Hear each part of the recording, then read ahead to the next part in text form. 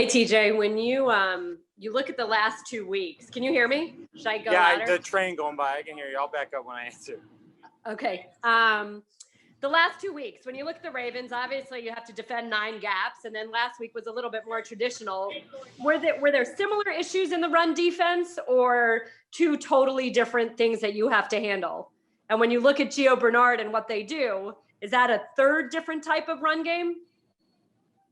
I think it's definitely a different type of scheme. I think it's you look at the Ravens and what they were able to do against us, and the triple option and the different ways that they can get the ball in a different ball carrier's hands, and the amount of discipline that it takes just to know everybody's got their man and we're gapped out in a different way as opposed to when we're playing a more downhill team.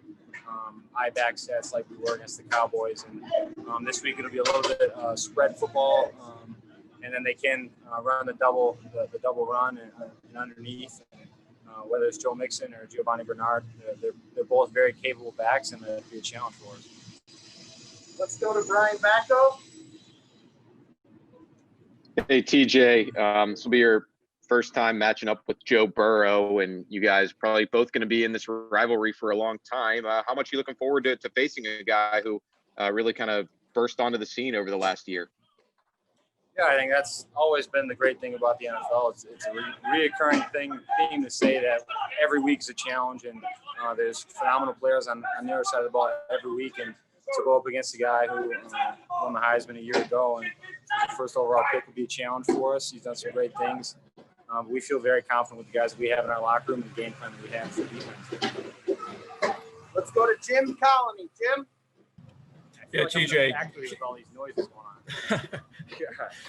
TJ, Cam Hayward and actually Keith Butler the other day too were talking about like gap integrity and all that stuff. I know that's been hammered into your head since you joined the team.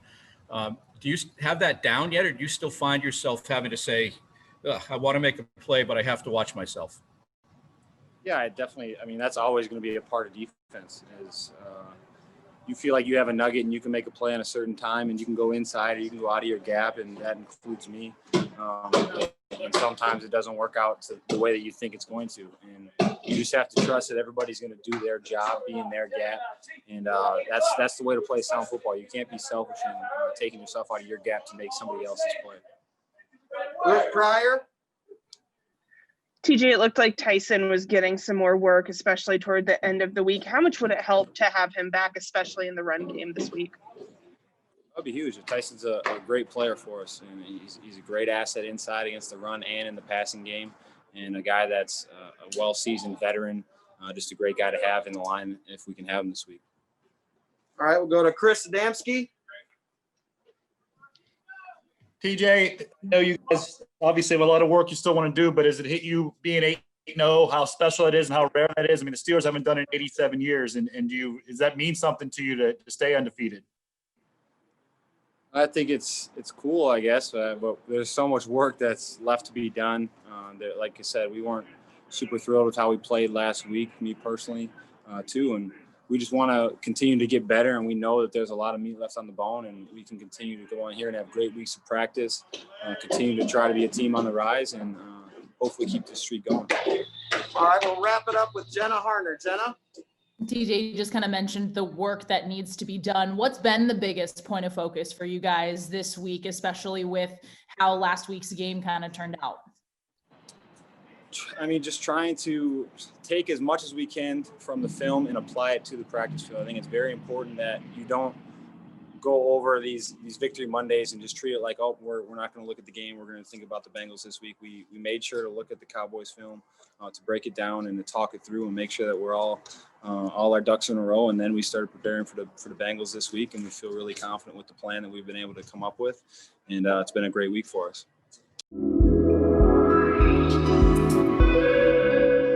Hi, James. The week without Ben, did it feel very odd on the field? And why do you have so much confidence not having practice with him? It just comes down to us trying to take care of business. We know the Ben's not here, but the work has to continue. You know, he would want us to continue to work. We want to continue to work as professionals. So, you know, it's just something that we just got to push through, just like everything that's been going on in 2020, just kind of something that we have to do. Joe Rutter. Yeah, James, has there been any added emphasis this week on short yardage, and what do you think you guys can do to correct that? I think it just comes down to a little bit of everything on the offensive side. Ball placement, just getting pushed. It just has to get better, simple and plain. We've been practicing the same stuff we always been doing. It has to get better, and so that's on us as players. Jenna Harner. James, kind of along those similar lines, after the Dallas game, what was the main point of emphasis in practice for you guys this week? What was that big area you guys were trying to focus on? And just getting better. We're still trying to be a team on the rise, still trying to grow. A lot of areas, just being able to control the ball, not going 3 and out, time of possession, a little bit of everything. So, we get an opportunity on Sunday, so that's all we can ask for. Brian Backo. James, what did you see from Mason this week in practice? Did he seem any more comfortable or confident than he was last season or even last week? He came to practice. He kept the same level of focus that he always has. So I believe it was a good week for him, but trying to work on things ourselves too. So Chris Adamski. James, you guys appreciate how special it is to be 8-0. I don't know if you ever were 8-0 in high school or anything. The Steelers never been 8-0 in 87 years of history. And staying undefeated, is that something that's motivating to you? Yeah, we want to keep it rolling. We're just trying to go 1-0 each week. We acknowledge that we're 8-0 and it's first time in team history, and there's been some of the best teams ever assembled in football in the world. Came to the Pittsburgh Steelers, and for us to be 8-0 is it's special. Job's not finished though. All right, we'll wrap. We got time for 2 more. We'll wrap up with 2 follow-ups. We'll go back to Aditi. James, when you are facing a team that has struggled with its run defense, does that make you salivate a little bit? Do you glean things from other film that you've watched? What's the general sense? I just try to prepare the same, even though with their run defense, whatever, you just got to come to work. It's the NFL. It's not, you got to come to prove it every game. And so that's really all it is. You try to stay level-headed and just try to execute as best of your ability.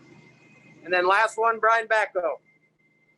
James, Steelers, Bengals, does it feel like this rivalry has cooled off a little bit, maybe since your first couple of years here? I don't know about cool it off. We just look at it as AFC North football, and that's enough said right there.